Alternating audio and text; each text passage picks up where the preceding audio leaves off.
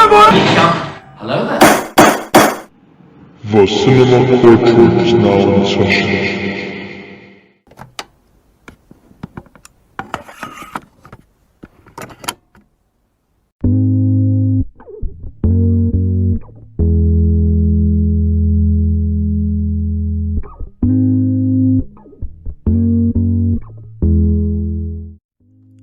Ladies and gentlemen of the jury, welcome to the Cinema Courtroom, a podcast where your favorite blockbusters await trial with your host and galactic judge, Makram Mark.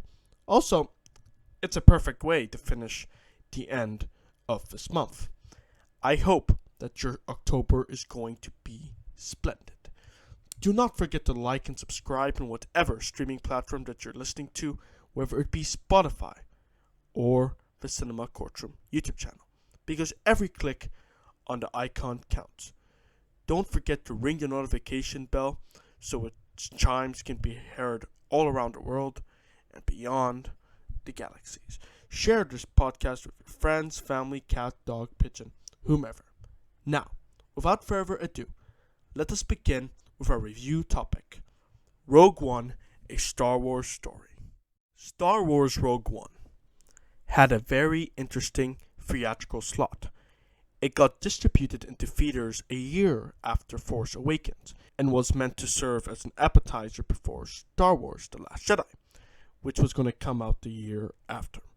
Little did we know, however, even though at the time the Rogue One trailers were really solid, especially, the second one, that it was going to be more than what we expected it to be, for better or for worse. All of our protagonists were killed off.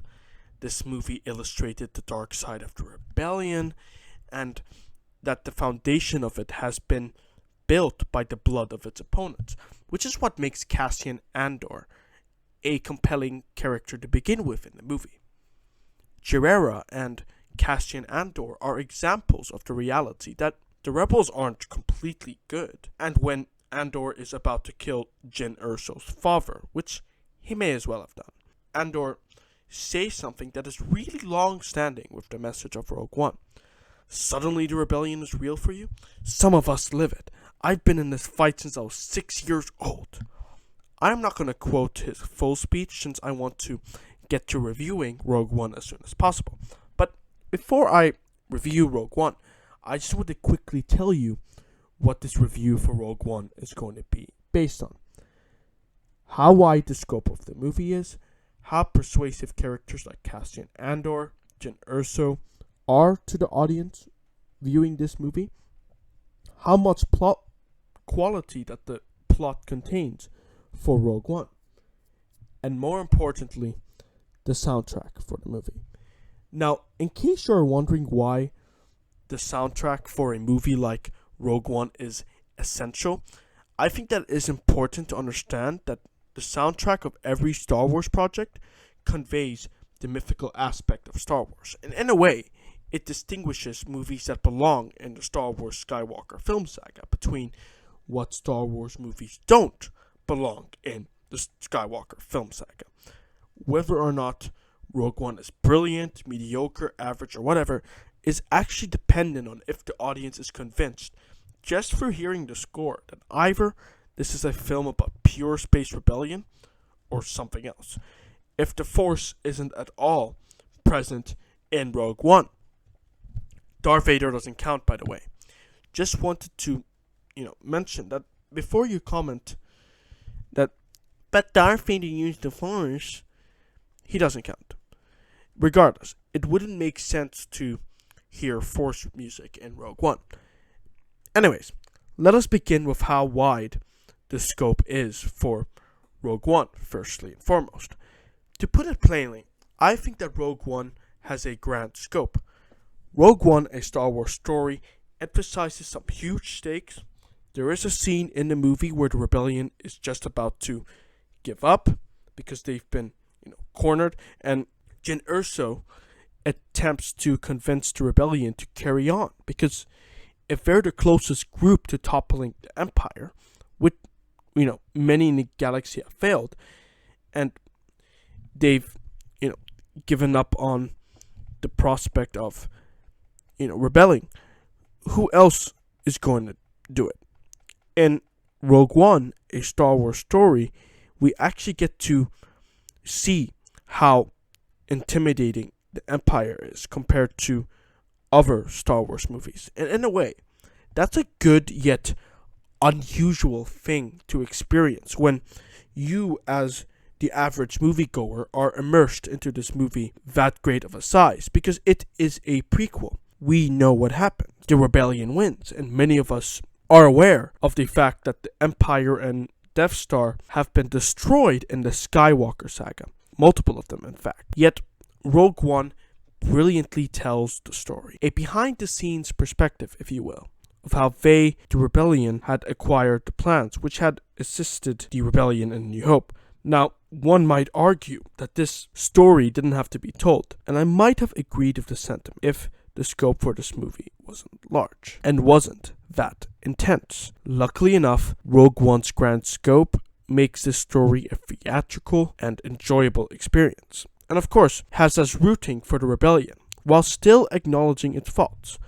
Don't get me wrong, any prequel could be deemed as unnecessary. As long as the original story is flawless, there's no incentive in telling a story that is set in the past. We already know that the early rebels were competent. We don't need a whole movie to tell us that. So really, I get when people make the assertion that Rogue One wasn't a necessity, but I think that is besides the actual point. You should be allowed to make any movie as long as it's exceptional and as long as the movie is enriching, packed with caliber screenplay elements. The next thing I want to talk about for Rogue One is how compelling the characters are, from the character development from Jyn Erso, an outlaw to an iconic rebellion character, and the moral grayness of Cassian Andor, which makes him a convincing, thought-provoking character, because every rebellion has a dark side. And it's kind of interesting because there's the dark side of the rebellion and there's the dark side of the Force. At least in the dark side of the Force, the evil is painted out in black and white. But the rebellion, it can be, it's more of a debate than the supernatural force. Like, before I talk further about, Andor and how he represents the dark side of rebellion, let's not forget the significance of Jyn Erso, because her father was culpable of both the development and exploitation of the Death Star at the same time by placing a trap on the reactor model. How cool is that? And it's not just Jyn Erso's father that establishes solid groundwork for Jyn Erso. The compelling character work for Jyn Erso is evident in Rogue One, because earlier on in the movie, the audience knows straight off the bat that Jyn Erso was forced into the criminal world. It was the only way that Jyn Erso could, find a means to survive and make a living. And it isn't until the Galactic Rebellion connects her to her father that she is given an opportunity to consolidate the galaxy. And being given such a pivotal role in the Death Star's, destruction elevated her compelling character arc. I must also say that Jyn Erso had a lot more personality than Rey, than the sequel trilogy. She had actual emotions, even though she and Rey were both neglected from an early stage, found by rebellion, and experienced life-altering quests. Rey is much more of a cliched character than Jyn. Jyn Erso's death felt more like a tragedy. Rey's death, if she's ever going to die at all, finger crossed she does, hopefully in the near future, would be more of an incentive to celebrate than anything else. That makes Jyn Erso a brilliant character by pale comparison, due to her very distinction to Rey and much more convincing motivation to find her father and get to the bottom of the weakness of the Death Star and how to defeat it. I am now going to move on to another compelling character of the Rogue One movie, which is Cassian Andor. It shouldn't be a surprise to anyone who's streaming the Andor show on Disney Plus right now, because Andor is a really intelligent character, and he has such strong ability to manage a considerable number of missions. But the most remarkable thing about Cassian Andor is that even though Andor achieved victory in most of the rebellion's quests during the Empire's reign, he might perhaps be one of the most morally questionable characters in Rogue One. We get a sense of the moral grayness of Cassian Andor, as I've briefly established, but most of that fades away when he meets Jyn Erso. In fact, Cassian Andor deliberately disobeyed a order to kill Galen Erso on sight, and we have no choice but to agree with Andor when Jyn Erso, out of arrogance, compares him to a literal mindless stormtrooper. Andor explains to her the other side of the rebellion. It makes you go, hold on a minute. There are more similarities with the Empire and rebellion than differences. Because, the only differences between the rebellion and Empire is, perhaps that the Empire is more oppressive and cruel. And obviously, that the rebellion and the Galactic Empire's political outlook varies. That being said, both Jyn Erso and Andor work well together because they serve as character development for both of their characters. One can't develop without the other. Jyn Erso reminded Andor of why he joined these rebel missions in the first place, which was to devote himself to a noble cause and maybe be a contributing factor of restoring hope to the galaxy. Both Jyn Erso and Cassian Andor's character development makes this plot exceptional. And I will get to the plot of Rogue One in a minute, because that very plot paved the road for Luke to shatter the Death Star in Episode 4, The New Hope. Now, this is another thing that I want to explore in this movie. How exceptional the plot is. As I've already mentioned, the character development of Jyn Erso and Andor enhanced this plot to a considerable extent, but there are other factors that make this movie even more exceptional. Rogue One's plot is, simplistic and fundamentally easy to remember, and that can go a long way when it comes to summarizing the movie to the new audience. Remove Star Wars from the title for a second, and you will get a war-driven movie of a group of rebels exploiting a destructive weapon that has been developed by a superior empire. That's it. Easy to remember, right? Because the movie didn't overcomplicate things. It made things easy to remember to the average moviegoer. Again, the sequel trilogy hasn't been able to do that. Not to mention that the action scenes of Rogue One, as well as, the cinematography, are top-notch and elevate the plot to a significantly high level. The battle between the rebel forces and Imperial forces in the sky above the planet was astonishing. The plot of Rogue One didn't shy away from the consequences of what the rebellion were doing. People actually died. No plot armor was there to save them. And that in itself made Rogue One an original Star Wars story. And that is just wow. And not to mention, I would be remiss if I hadn't at least touched on Darth Vader. Darth Vader was absolutely badass because he is my number one favorite Star Wars character. We got to see Darth Vader at his absolute prime. If Darth Vader had more screen time, I am almost convinced that Rogue One might have been Star Wars' first horror movie. That hallway scene. You know the one that I'm talking about. When the rebels take off of the Death Star plans, which leads into the New Hope, and Darth Vader strangles them to try and prevent them from taking off with, those plans. And the red flare of Darth Vader's lightsaber just increased the scene's epicness.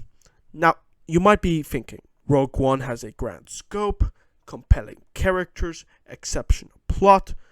What else can possibly benefit this movie? And is it even successful in having that? Now listen, the last thing I want to talk about in short length, mind you, is how good the soundtrack for Rogue One is. It is indeed true when they say that it's near impossible to match John Williams' soundtracks in other Star Wars movies. There is a sense of noticeable elements of the Star Wars soundtrack that fans would easily notice in other movies, but at the same time, there is this freshness. I mentioned earlier in this review that the soundtrack of every Star Wars project conveys the mythical aspect of Star Wars. I also mentioned that Rogue One isn't a Force movie. It is a war and spy movie. I think that when you do separate Star Wars projects from all of the Jedi stuff, the audience watching this movie in the cinema shouldn't expect to hear, Jedi stuff. We expect to hear something that is fresh and different and enchanting and that fits the tone of the movie. The reason that Rogue One soundtrack is so good is because it managed to accomplish just that. A delightful showpiece of a frickin' score. With all of these points down, Rogue One's grand scope, compelling character work, unprecedented narrative, good soundtrack, the Cinema Courtroom contends that Rogue One is a Star Wars masterpiece and has earned a seat in the table with other great Star Wars films with the likes of Empire Strikes Back and Revenge of the Sith. Court is adjourned. You may be seated. And now we begin to approach the second half of the Cinema Courtroom show, which is the post-sentencing hearing. What is the post-sentencing hearing? Well, I'm glad you asked. In the first half of the Cinema Courtroom podcast, we reviewed one of the films that I've selected, old and new, big and small, underrated and overrated, the broken and the damned, black, white, brown, orange, and blue. Then, in the second half of this podcast, I assemble all of the leftover topics that pertain to the film industry in general, movie news and movie-related subject matters that aren't just limited to one specific movie, and integrated into one post-sentencing hearing list. Think of it as an after-party that is long overdue, where you are invited, or in judiciary terms, an invitation to a retrial in hopes of rectifying an unfair hearing. Because sometimes, like the organic sapient that I am, I find that I've been too critically generous or harsh about a movie.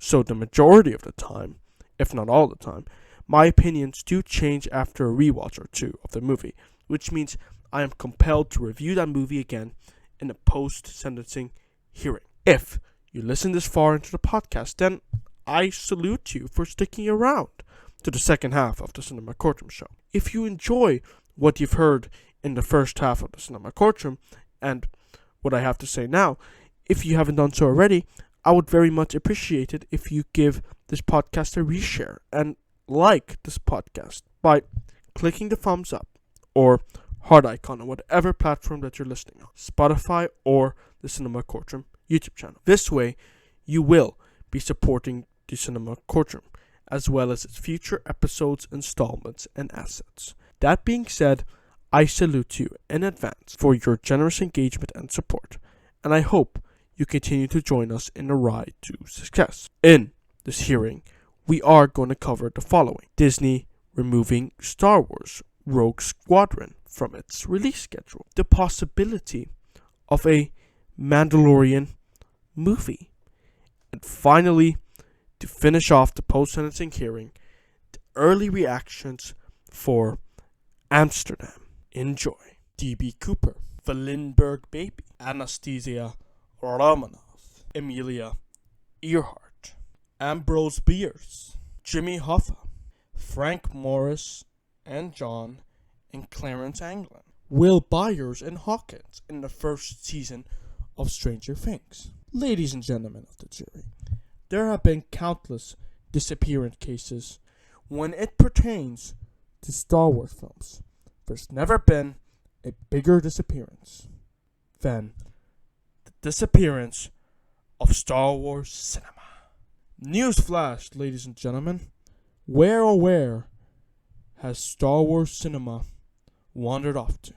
It turns out that according to Variety, Disney has removed Rogue Squadron, which is an upcoming Star Wars feature, from its theatrical release slot for December 23rd in the year 2023, which means that yet again, there may be some holiday cheers, but no Star Wars cheers. Now, before I go into why Rogue Squadron could have been delayed, I just want to give you a bit of context. The last Star Wars movie that was distributed in the cinema was Episode 9, The Rise of Skywalker, which wasn't at all a critical success. And that might be a contributing factor to why Disney is reluctant in releasing Star Wars movies. And the reason why The Rise of Skywalker hasn't been a critical success was because it didn't resonate with the large portion of the general movie-going audience, especially Star Wars fans, myself included. But, still, Disney has made some plans to increase their film docket for Star Wars until that article from Variety, which confirmed that Disney might postpone or even possibly cancel Rogue Squadron. Now, the reason for that could be that Rogue Squadron has been detained in the Mickey Mouse borders in Disney+. The reason why that could be the case is because there is a deficiency of time, resources, and sheer commitment that is being allocated to Disney+. So it's kind of like there's a border, I like to call it the Mickey Mouse border, between films and stream television. Not to also mention that Patty Jenkins, who's directing the Rogue Squadron project, is off making Wonder Woman 3 for DC and Warner Brothers, an entirely separate project and an entirely distinct trilogy. And something that you have to keep into consideration is that Disney and Lucasfilms expect her to make a full-on commitment to create this project from scratch entirely. From baby steps to adulthood, pre-production to finalized production. In case you don't get the analogy, Patty Jenkins is expected to be there. And say what you want about Wonder Woman 84, Wonder Woman 3 has been greenlit. If Patty Jenkins has to devote years of her time and career just for the pre-development of Rogue Squadron alone, Warner Brothers might have to spend time looking for another person to produce Wonder Woman 3. And I don't think Warner Brothers wants to do that. So, that being taken into consideration, Disney and Warner Brothers have different expectations when it comes down to making a level of commitment. And as it, has been proven, Warner Brothers is more flexible with scheduling. I just want to share an insight based on something that I've noticed just now. Star Wars Rogue Squadron has appeared to be fans' only hope in receiving another Star Wars movie to be watched on the big screen. So, if you take a look at other future release dates for the Star Wars franchise, you might see that Lucasfilms has 2 empty spots remaining for a couple of untitled Star Wars movies. They're not empty spots, they're actually reserved. Wrong choice of wording there. But the years of interest that you might want to take a look at is 2025 and 2027. So if we are going to go out on an assumption that Lucasfilms and Disney won't delay those 2 films, and I think, by the way, things are going now, this assumption isn't plausible. But whatever. The point is that without Rogue Squadron, we're going to have to wait 3 years to get a whole Star Wars movie. I don't mind the wait as long as we keep receiving Star Wars entertainment in other mediums, whether it be television or, of course, the cinema. The question I have for you now is, what do you think about the postponement or potential cancellation of Star Wars Rogue Squadron? Let me know in the comment section below or Twitter inbox at Cinema Courtroom. Links are provided in the description below.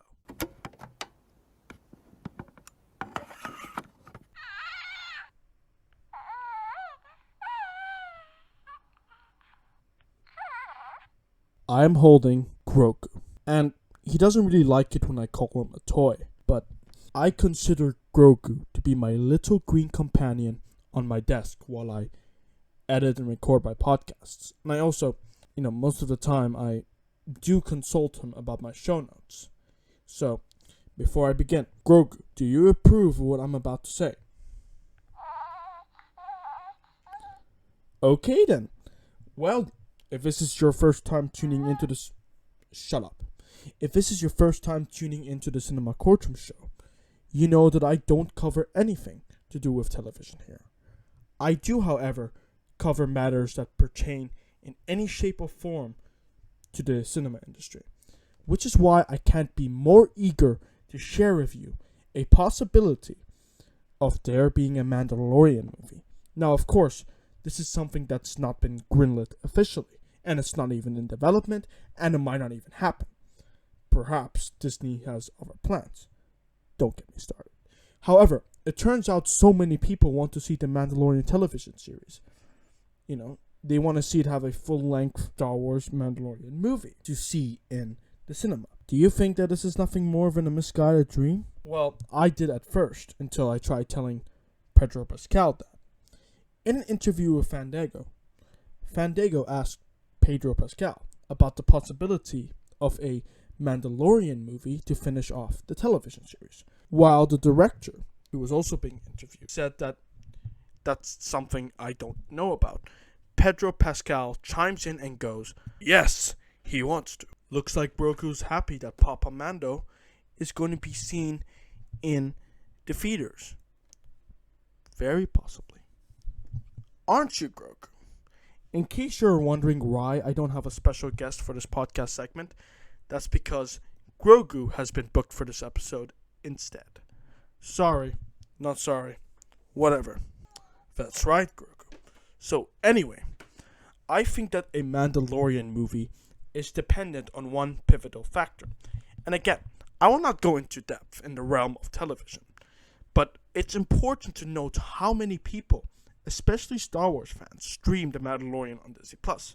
We must take into account the difference between the legitimate access to Star Wars movies and television. As we are well aware, there are millions upon millions of Star Wars fans scattered across the globe. For some, or most of them, the only way they've been able to access Star Wars was in the cinema.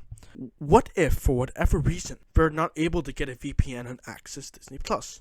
Or what if, it's their socio-economic background? Perhaps they can't afford to have a Disney Plus subscription.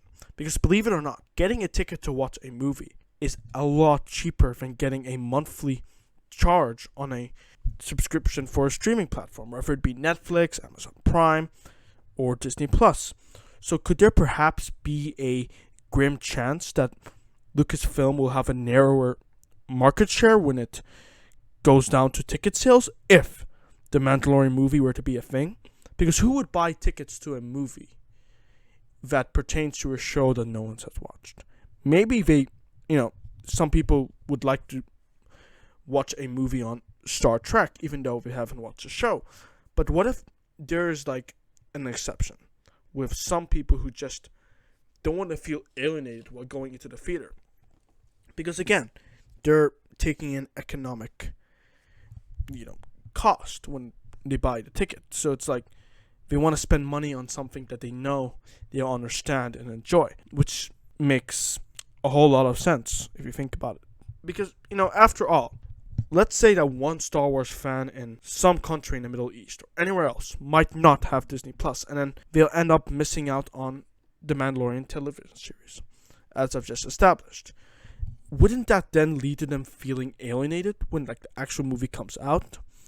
Is Disney willing to take that risk if they intend to rise up their ticket sales with a Mandalorian movie?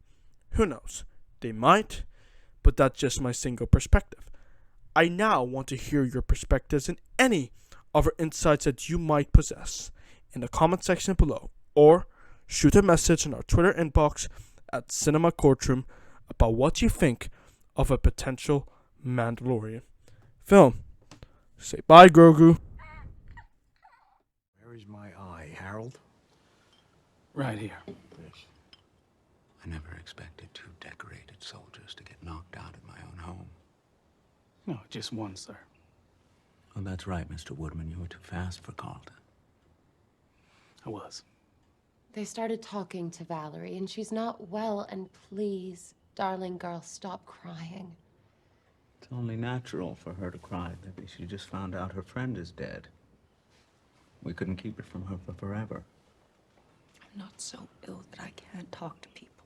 You leave me here with this invalid when you know very well that I think she should be hospitalized. It's for her own good. Ever say that to me I again? can't handle I'll it. I'll be a put better you in a place hospital. for you. I I'll can't send you to handle a her by witch myself trial. here. Ladies, stop. I'm sorry. I'm sorry I had to raise my voice. There is a new movie coming out, and it is filled with a lot of famous names. Amsterdam. The premise being 3 friends, a doctor, a nurse, and a lawyer, become the prime suspects in a murder in the 1930s. Okay, so I'm going to form my opinion straight off the bat and say that this is indeed an interesting premise. 3 different people with entirely different professions are subjects of a murder that maybe one of them could have committed or none of them. I don't know enough to make that determination. Now, not to mention that we have a few great talented names attached to this project. Christian Bale, Margaret Robbie, John David Washington from Tenet, Chris Rock, Zoe Saldana, Robert De Niro, a bunch of famous stars.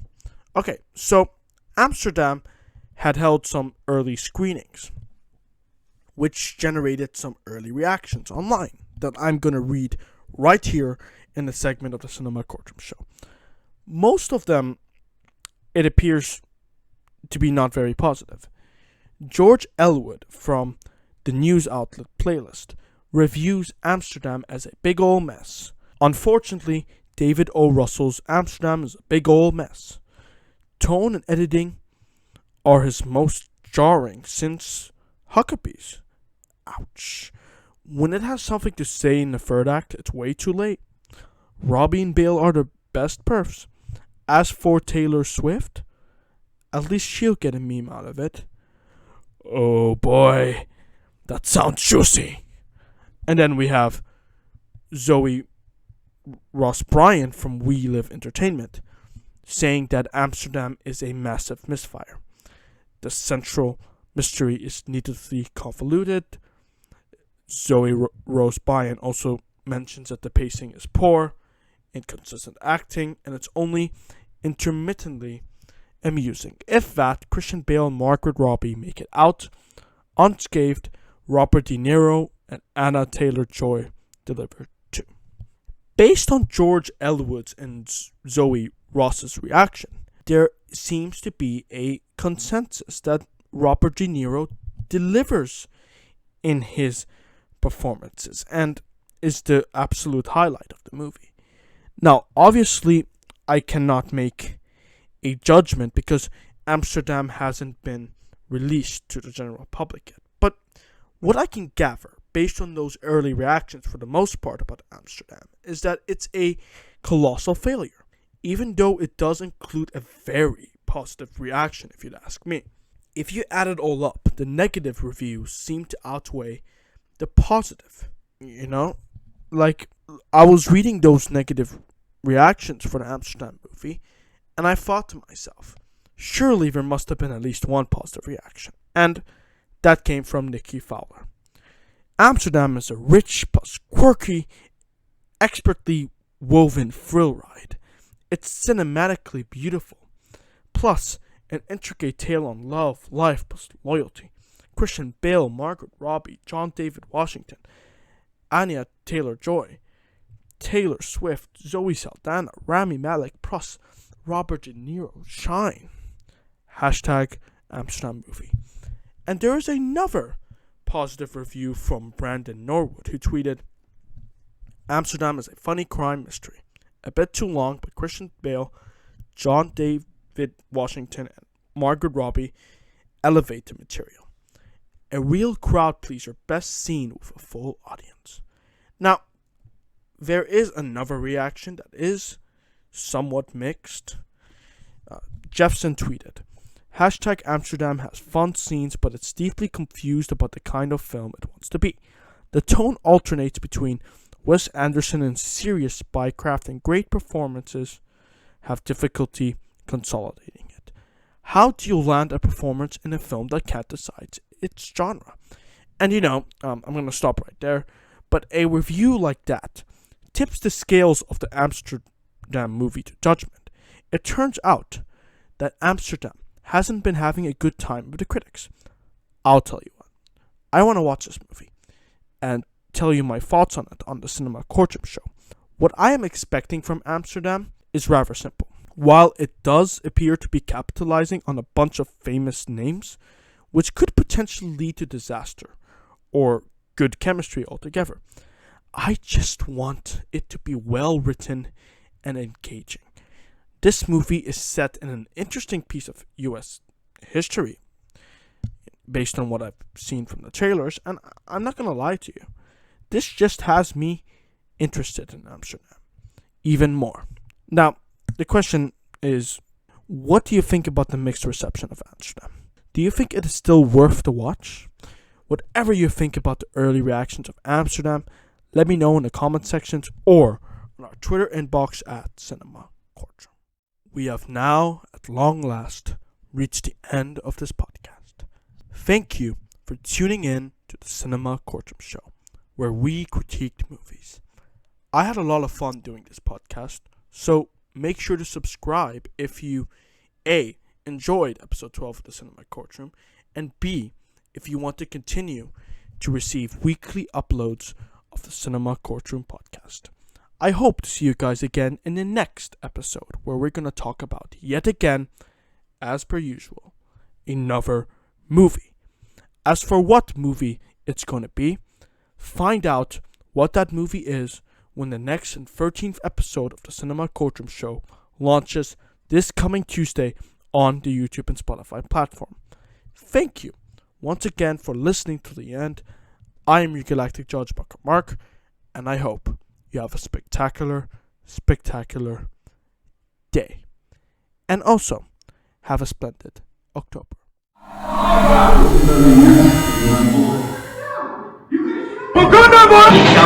Hello there.